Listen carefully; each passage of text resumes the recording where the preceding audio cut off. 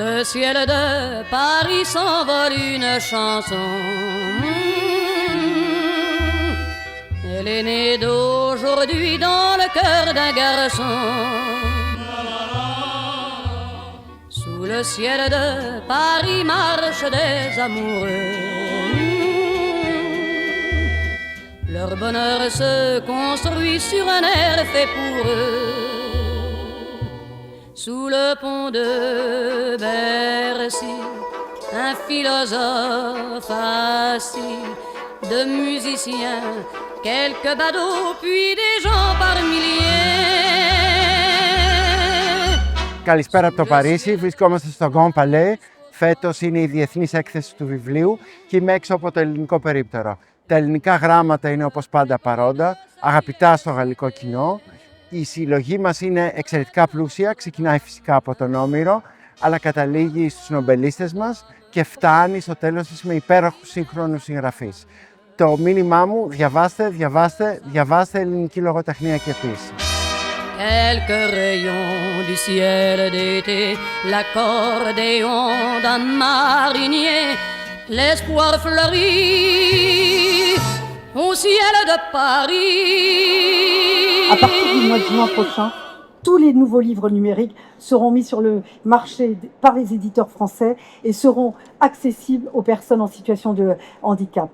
Ils offriront un socle de fonctionnalités qui permettra la lecture directe par un grand nombre de personnes empêchées de lire les livres imprimés. Je pense notamment aux personnes malvoyantes ou aveugles ou aux personnes affectées par des troubles cognitifs dits 10. Il s'agit d'un progrès considérable pour notre société. Les éditeurs français peuvent légitimement en être fiers. Alors, chers éditeurs, vous êtes les artisans d'une production éditoriale qui fait de la France un acteur majeur sur la scène littéraire mondiale. Nous devons à votre engagement quotidien la solidité du paysage éditorial contemporain. Chaque semaine, grâce au talent des auteurs, vous faites apparaître dans les rayons des librairies des ouvrages savants, inattendus, haletants, audacieux. D'ailleurs, toutes les citations que vous avez énoncées tout à l'heure le démontrent et en sont une très grande illustration. Alors, des ouvrages susceptibles aussi de créer le débat, de renouveler notre compréhension, aussi de susciter des échanges passionnés, passionnels, même polémiques. Alors, ce festival du livre, vous l'avez conçu comme une grande fête. Alors, à toutes et à tous, je souhaite que cette fête soit belle. Je vous remercie.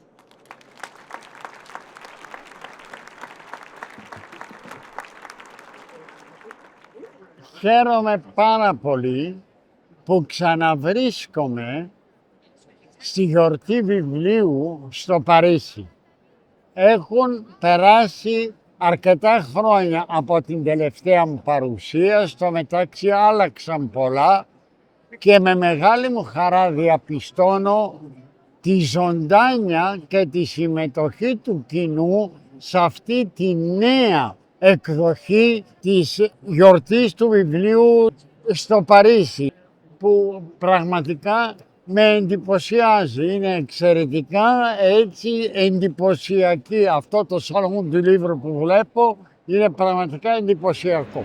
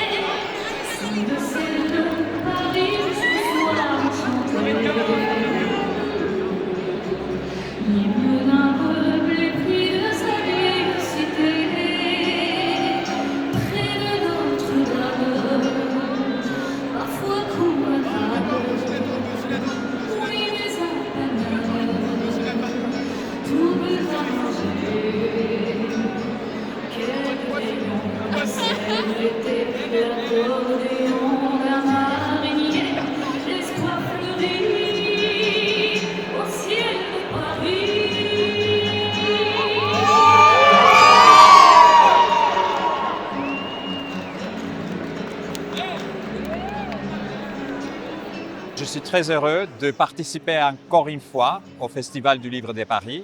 On est au Grand Palais.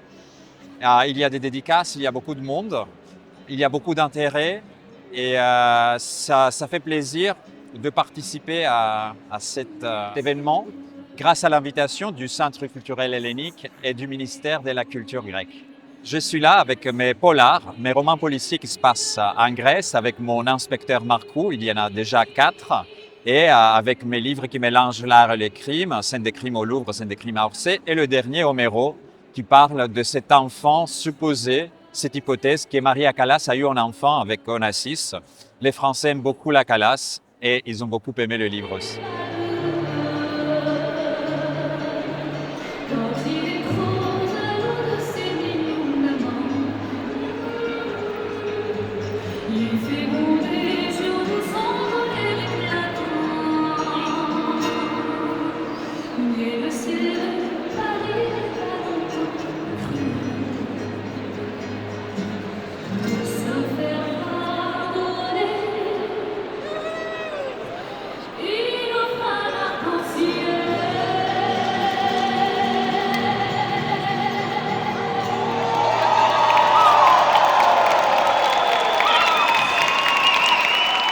Il y a 2 enquêtes dans ce livre. Il y a une enquête autour de 3 meurtres. Et puis il y a l'investigation de l'auteur dans la société grecque de l'époque du roman. Époque du roman 2014, un livre écrit en 2012. Et vous avez été un médium.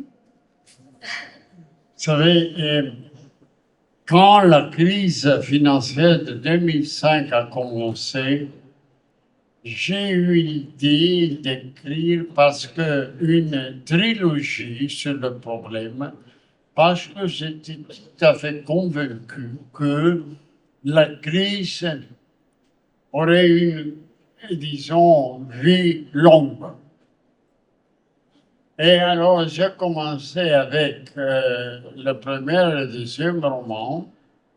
Et le troisième, le titre, Pan, éducation, liberté, était le slogan de la, disons, génération polytechnique qui a fait, disons, la révolte contre la dictature de colonel. Certains mages usent d'images, de symboles ancrés dans nos peurs ancestrales, nos insécurités les plus profondes. D'autres se serviront de ces échappées pour présenter de nouveaux horizons. Je suis très heureux d'être ici au Festival du Livre de Paris pour parler, entre autres choses, de mon dernier livre qui est écrit directement en français et qui s'appelle Camus et Séphéris, une affaire de lumière. Pourquoi j'ai rapproché les 2 écrivains, un grand écrivain français du XXe siècle, un grand poète grec du XXe siècle également, son aîné, il était né en 1900. Pourquoi je me suis attaché à faire un parallèle entre les 2? Parce que c'était 2 hommes qui, je crois, ont marqué le siècle de leur empreinte, parce qu'ils ont vu vraiment venir la crise de notre civilisation actuelle. Et c'était 2 grands Méditerranéens qui étaient liés par la lumière. Chacun d'eux parle, il dit « Qui suis-je ? Si je veux me chercher, dit Camus, c'est au fond de cette lumière. » Et Séphéris dit au fond, je suis affaire de lumière. À partir de cette lumière qui n'est pas quelque chose d'égo, c'est pas le jeu, c'est l'au-delà, c'est l'humanité entière, c'est la Méditerranée. C'est leur offre au nous de l'homme méditerranéen. Et vraiment, je pense que leur œuvre est totalement prémonitoire de tout ce qui se passe aujourd'hui, où nous avons une civilisation qui peu à peu s'effondre. Ils ont vu ça très clairement dans les années 50, 60, juste après la guerre. Ensuite, c'est un dialogue entre 2 cultures.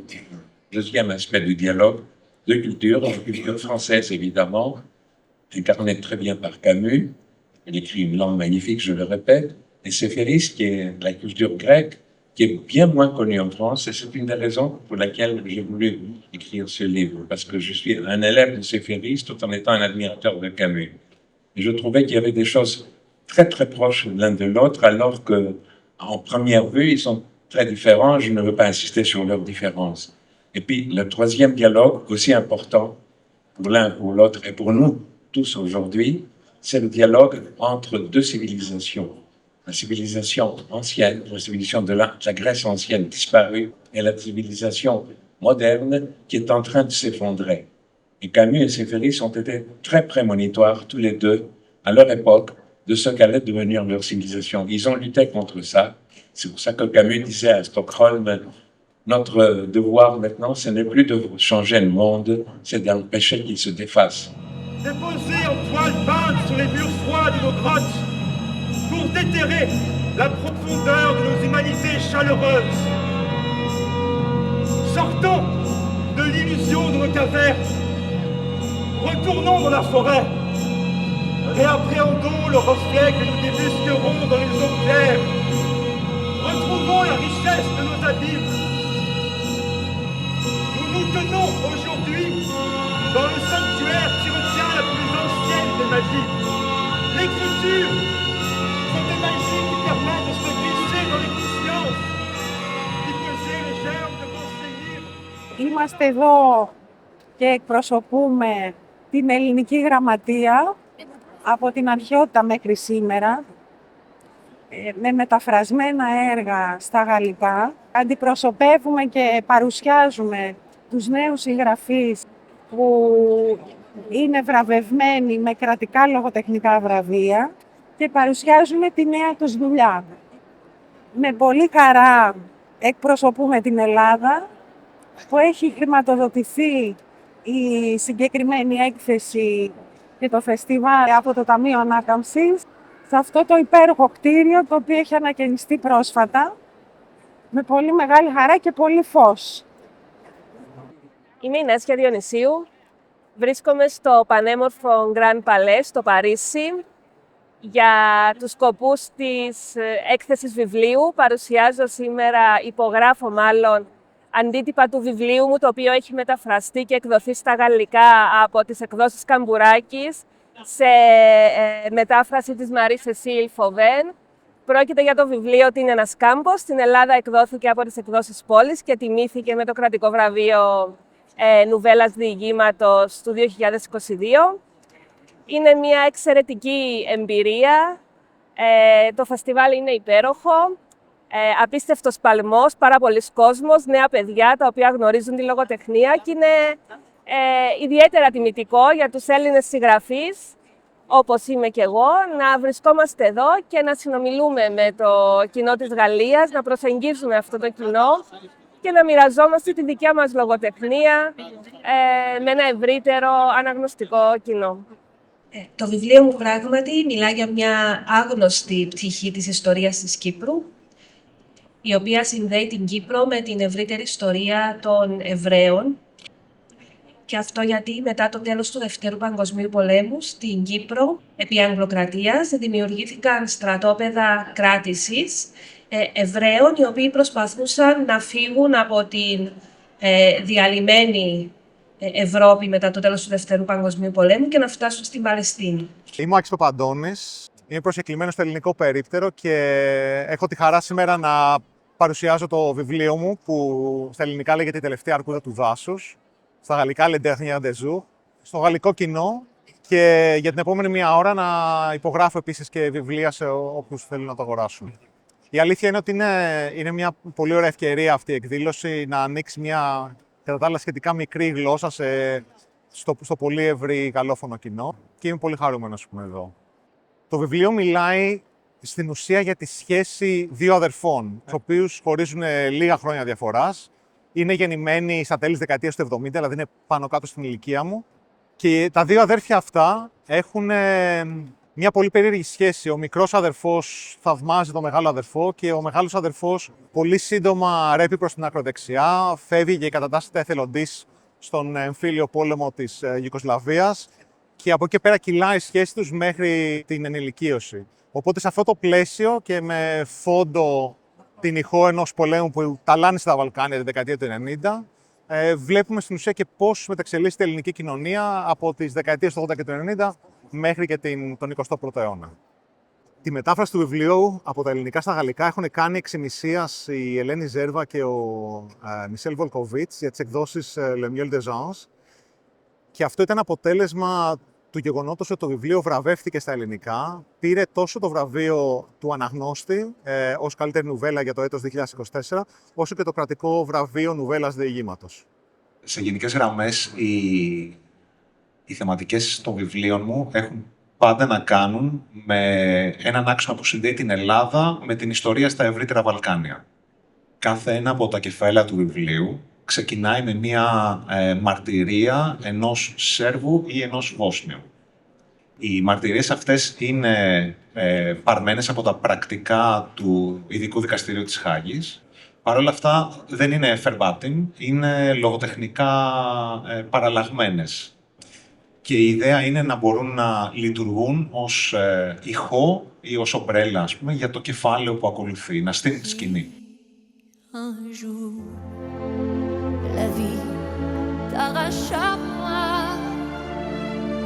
Si tu meurs, que tu sois loin de moi. Que m'importe si tu m'aimes, car moi je mourrai aussi. Nous aurons pour nous l'éternité dans le bleu de toute l'immensité, dans le ciel, plus de problème. Mon amour, crois-tu qu'on s'aime?